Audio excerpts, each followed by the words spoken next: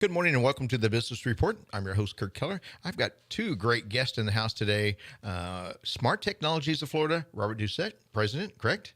Yes. And Tristan, the brains behind the operation, right? That's correct. All right. Tristan, let's start with you a little bit. First off, tell us what all you do behind the scenes because we know what Robert does, but tell us what you do. So I do a lot of the technical implementations on the backside. Long story short, without getting too into the weeds, my main focus is making sure things just work, whether it be anything from your email to your phone systems to all the security in the background, making sure you pass your uh, cybersecurity, insurance, policy requirements, everything in between. Perfect. And you guys have done a great job. Full disclosure, we are customer Smart Technologies here at the radio station. We started out with one copier and two copiers. I think we got three copiers now. But not too long ago, Bob, I think we reached out to you and said we were having some issues. You hooked us up with some smart copiers. Can you tell us about what a smart copier is? Well, most people look at the copier as making copies. But what we look at is how do we capture information that's coming into the organization. So when we look at a smart copier, we're looking at how the technology integrates into the applications that you're using. If you think about capturing, it's the data that we're interested in. How do we use that data and move it through the organization to keep processes flowing? And you did a great job for us because I know it used to be you scanned a document, you could send it only to yourself. But now the copiers you've set us up with, you scan a document and there's a board there of all the personnel within the building or outside the building. You just push a button and it goes directly to them. Yeah, exactly. What are some other features that you can do with a smart copier that's very important to a business these days? Well, same buttons, but now we can identify processes. So, for instance, if it's an invoice, we could push a button and kick off the invoice process, which can map it to approval processes, can map it to workflows that are required before you pay.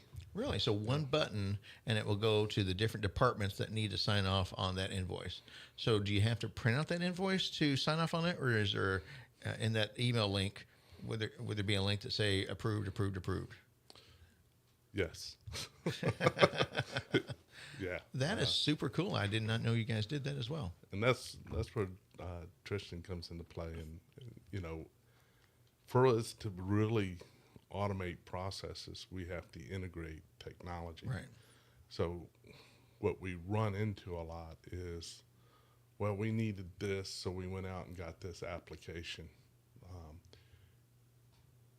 We installed it. It does a purpose. What happens is we start to add more different applications, but none of them integrate together. So now what we've done is we've created data here, and data here. So what our first focus is to come in and do a health check, which Tristan does, and he identifies what's not connected, what's not integrated together. Right. Once we get that visibility, then we can start looking at a roadmap on what needs to be connected. Because what normally happens when you look at how a business process works, you have three components that are working. One, people.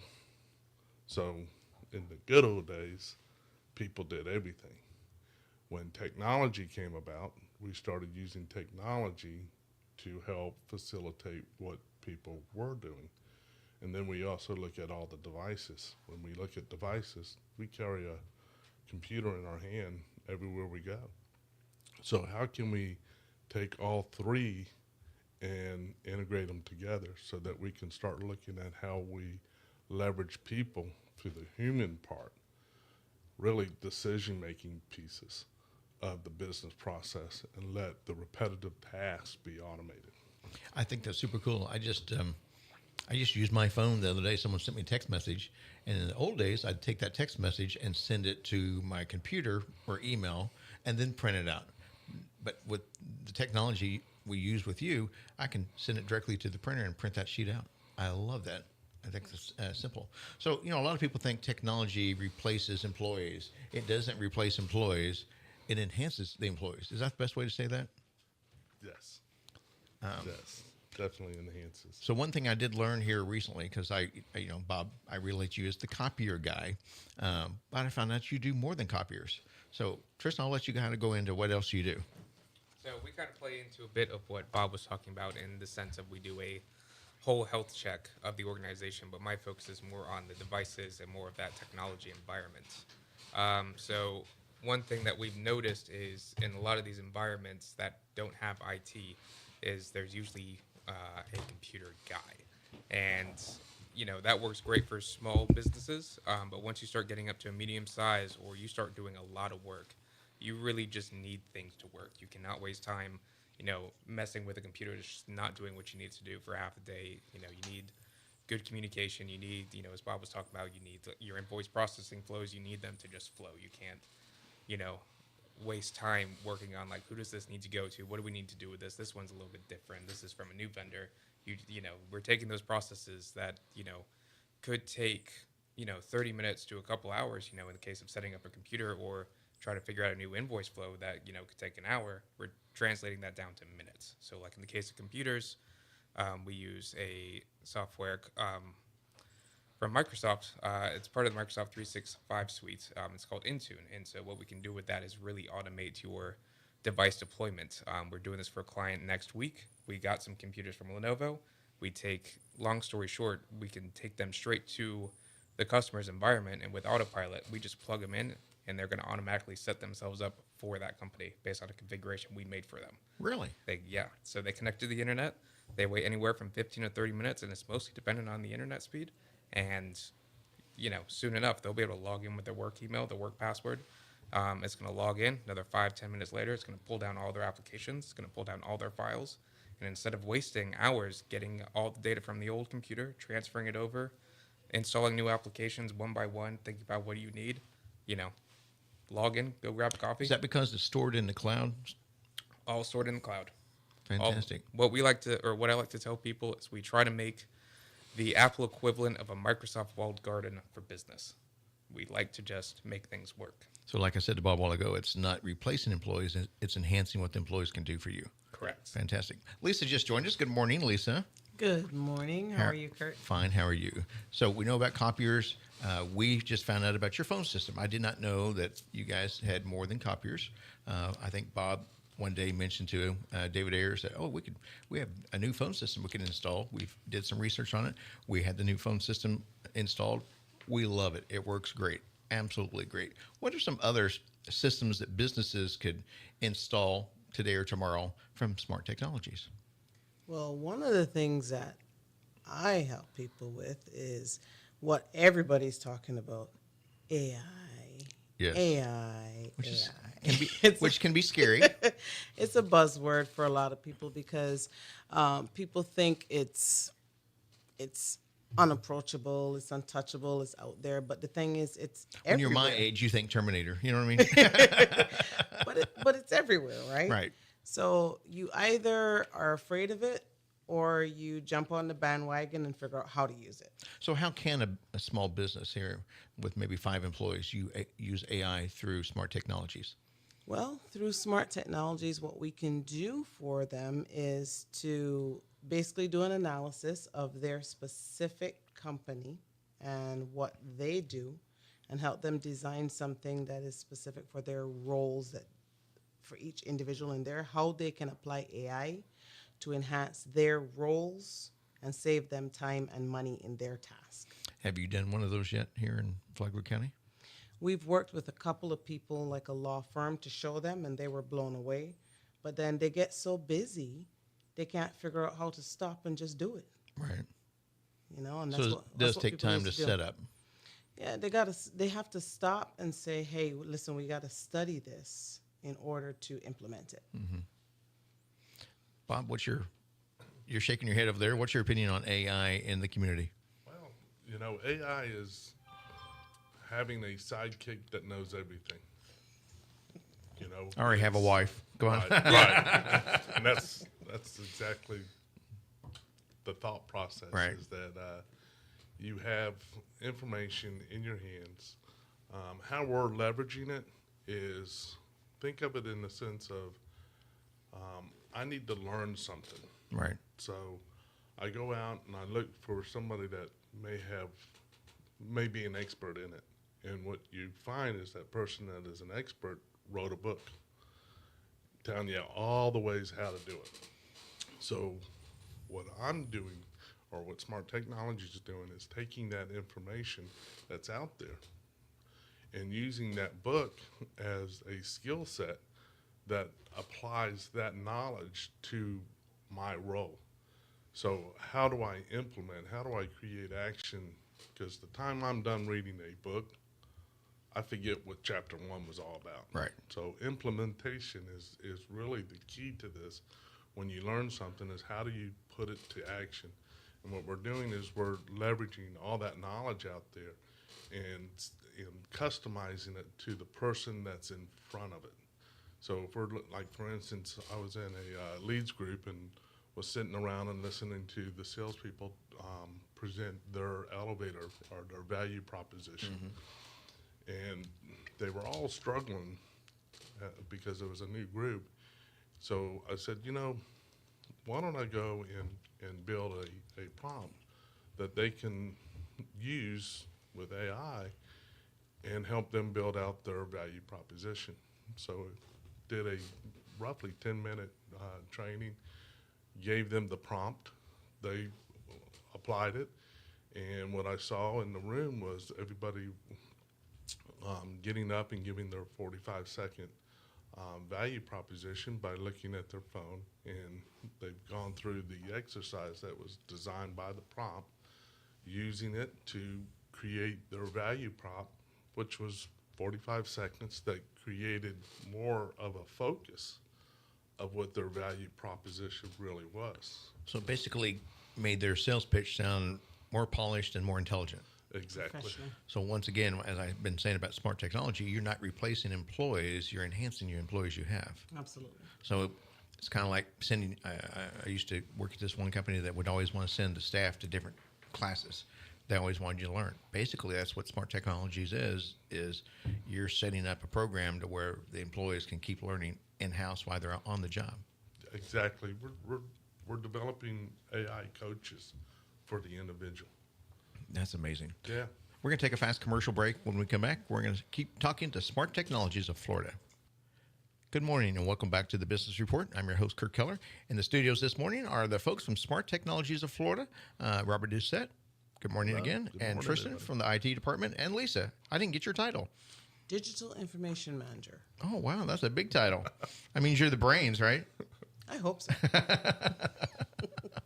So our main focus today has been about how Smart Technologies is not getting rid of employees. They're enhancing the employees that you already have and how you can make your employees even better, which I think is great. Absolutely great. A lot of people are scared of the digital age, as they called it. As you brought up, Lisa, AI. I know most of my customers are very scared of AI. When AI first came out for radio stations, half my staff that writes and produces the commercials were freaked out because they thought AI was going to take their place of writing and producing commercials. So far, that's not been true. I've got one young man that uses AI to write the basics of the commercials, but he goes in, he puts the emotion of the commercials that we need, because as everybody knows, radio is all about emotions, and we try to sell emotions, and AI cannot do that. So just wanted to tell you my impression of AI. We embrace it here at the radio station. We've used it for a lot. AI has helped us polish our headlines for our social media postings. So that's what we've been using AI for. But you guys do more than that. You do copiers. We found out you do phone systems.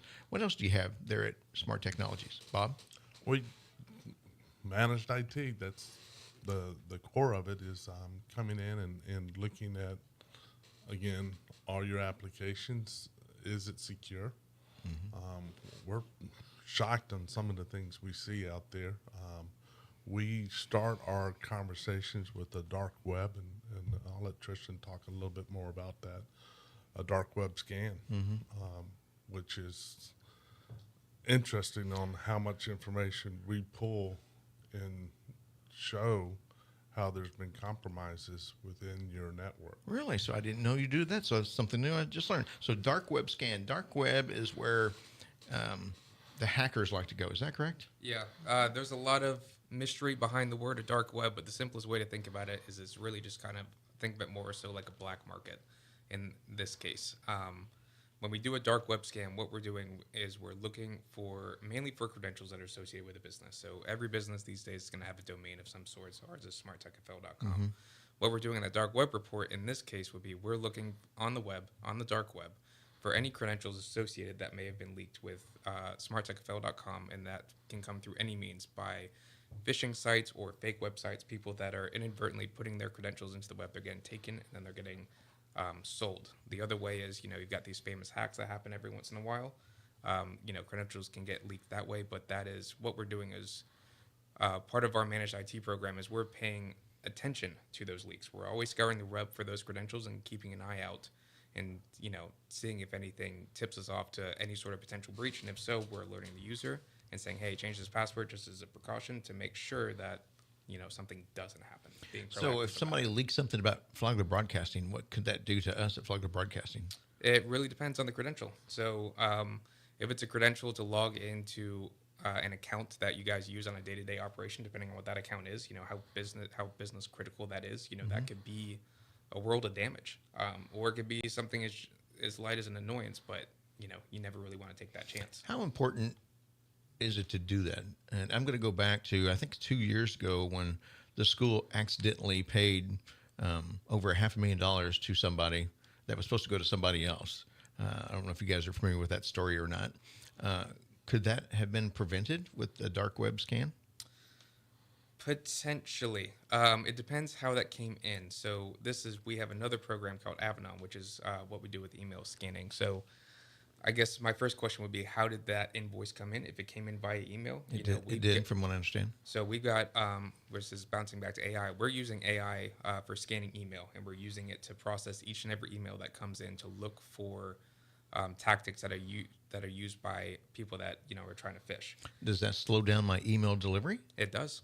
Okay. But it's worth it. Right. So it does two things. A, it's going to get rid of all the spam and marketing stuff out of your inbox. And I know everybody's really happy about that, seeing just a clean inbox of what Man, I'd sign up for that today. Yeah. So it really, the main, it's two parts. Keeps you secure and really focuses your inbox. Your inbox is nice and clean. You know what you need to deal with. That second part is it is going to slow down your email delivery, but only by about 10 to 30 seconds, depending on the email. It's going to scan any attachments. It's going to look for malware. It's going to look for any sort of viruses or anything malicious. And then it's also going to look at check any of the links. It's going to actually open each and every single link and see what that goes to. Is it a legitimate site? It's going to check it out and make sure it's real. And then it's also going to look for context clues in the verbiage of the email. Does this seem peculiar? It's also going to look at other email security stuff like, hey, is this a new domain that was just made in the last 60 days? Have we communicated with this person before? Has anybody in the company communicated with this domain before? I.e., is this a first-time sender? It's looking at all of this and basically putting together a number, and based on that number, it's saying, we're going to quarantine this email or we're going to send it through. That's fascinating. I had no idea you guys did that. Yeah. All in 30 seconds. Right. So is that a program you load on a computer, or is that all, once again, done from the cloud? All from the cloud. All right. So how many companies have signed up for that so far? All of them. All of them we do managed IT for. Oh, fantastic. We give them a trial for 2 weeks, and they get a taste of it, and nobody wants to go back. So let's talk about managing IT for a company. Mostly, our friend here, Mark, our operations manager, manages our IT. Is that wise for us to have an in-house IT department managing all that, or should we reach out to Smart Technologies and say, hey, Tristan, we need help? It depends on the situation. So I like to see it as we've got two types of IT people. We've got people that are tech savvy, and then we've got people that are actually managing the environment and keeping operations running smoothly. Mm-hmm.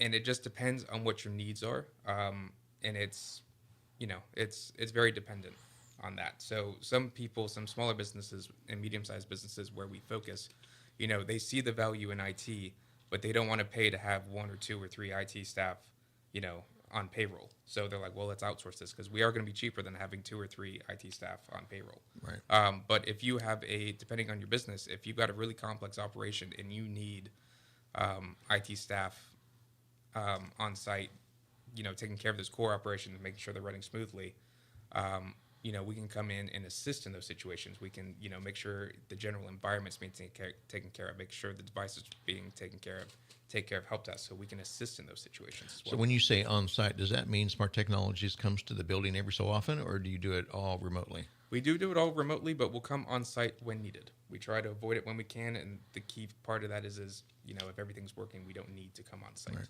And We're more proactive than reactive. Perfect. So when something comes up, we're already on it usually before the company even knows. I will testify to that. You guys are. These new copiers you've got us. I love them. If there's a jam, I don't have to yell down the hall, someone call Bob. It automatically calls you from the copier. If there's a jam, if it's low on toner, which I think we have our sets about 10% out, it automatically orders our product, our toners that we need. We just recently had an issue with one of the copiers over there that probably gets abused the most in the sales department, and it just stopped. And I was getting ready to. I think I sent you and I can't remember what Marion an email, and Marcia, she already wrote back. We already got a notice. I absolutely love that because it was already done, and because that's one of the biggest problems I always had with copiers, because they do jam a lot. But I love it when they report on themselves that, hey, I've got a jam, I need a technician, and you guys usually show up that day. Yeah, and that's how it should be. Right.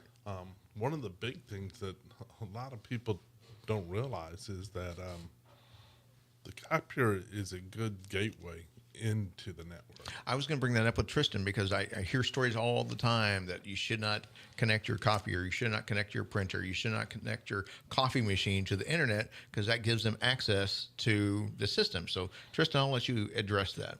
To a certain degree. So ideally with any of these IoT devices, you do want to have them on a managed network. And what I mean by that is, you're going to have security protocols in place so that these copiers can't do any real damage. So in a situation, let's take a small business print example. You got 2 desktop users, you got a server, and you got a copier. Ideally, you never want that copier to be able to talk to that server in any manner. You want to keep those separated. So what we can see with the copier, it actually gives us a lot of clues. If we have sold just a copier and they're calling in every couple of weeks saying they can't print, and it's because the IP address has changed or the Wi-Fi's changed or something, it's like, well, we know that's an unmanaged environment. So we know there's an opportunity there to, get them sorted and make their experience better. Fascinating. POS systems. Do you guys do POS systems? No. That was my next question is how important is it to not connect our POS system to the internet because of the dark web? Or should we have it connected?